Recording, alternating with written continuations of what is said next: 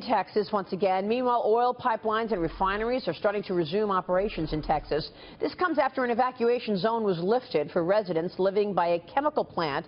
That plant was damaged by Harvey. Joining me right now is former Shell Oil President John Hofmeister. John, good to see you. Thanks so much for joining us this morning. Good morning. What's your sense of this? How long will it take to fully recover in terms of the pipelines? I think the absence of bad news is actually good news. We would have learned about damage by now if some of the refineries were seriously harmed by this storm and by the water.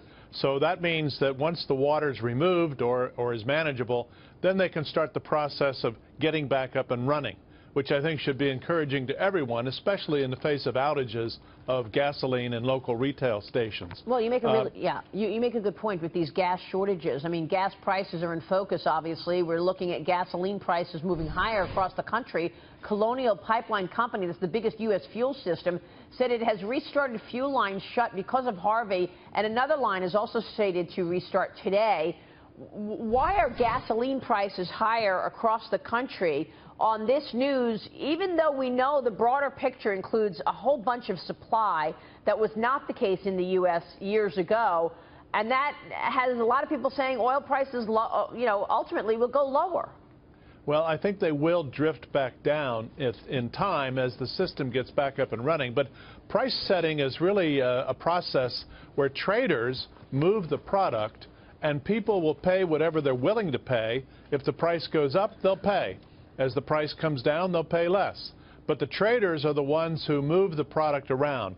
They provide an invaluable service of getting molecules from where they are to where they're needed, and that's how they get remunerated, is off the, the trading process. But it's a psychological factor in terms of prices going up, and there's an expression in the industry, up like a rocket, down like a feather. And so you get a price rise at any inconvenience or any obstacle, and it takes a while for rational, practical behavior to fit back in, and then prices decline. So when does that rational behavior, do you think, set in? And do you believe that the supply story has changed so much in the U.S. that ultimately the days of $100 oil are gone? Well, we don't know what might happen 2 or 3 years from now as the whole equilibrium of oil supply versus demand shifts because of the deferral of capital spending on oil searching, exploration and production. But having said that, I think when we hear the refineries are starting back up, as truckers have more access to more distribution points, let's say in the affected area of East Texas, and stations get reloaded, I think we'll see a settling down of what it takes. And people will trust that when they go to the gas station, there will be fuel there.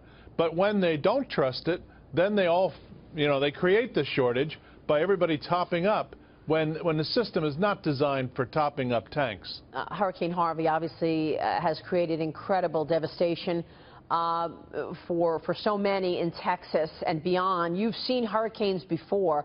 Characterize this hurricane versus what you've seen before in terms of its damage. Well, we've known for a long time that water is the enemy of the whole distribution system, the entire refinery system. Wind is the enemy of offshore production, not so much water. And so when we had the combination of wind and massive amounts of water, everyone knew that there would be consequences because of the tremendous amount of water that showed up. Refineries are designed to keep water out. Well, that means that if water comes from the sky, water comes in, and there's no way to stop it. You don't put a roof over a refinery. And so you had this accumulation on the ground, plus workers' homes were deeply affected. And when you have this combination of water in the ground and you can't see what's going on inside the refinery, and you have workers who can't get to work because they're at home taking care of their families, you have a precautionary shutdown requirement. You just can't keep operating. But once you shut down, it's like organizing a rocket launch. You have so many bits and pieces to organize when you're trying to start back up. You have to have staff. And if the staff is not there, you can't start back up. And nobody's going to tell their employees, you got to ignore your family and come to work. It doesn't work that way. You treat your employees with respect. And so you need to organize people on site. Everybody knows what their job is. You follow a process that's all mapped out. people are watching to make sure there are no false starts or there are no complications, and gradually over a period of several days you get the refinery back up and running.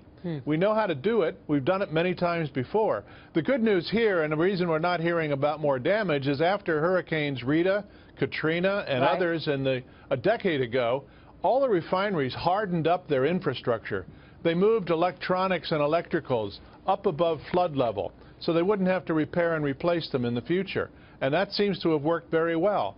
So we are seeing no reports of major damage, and I think that's a very good sign to everybody that, you know, we can manage these problems. It just takes time. Yeah. All right. We'll be watching. John, great to have your insights. Thanks so much.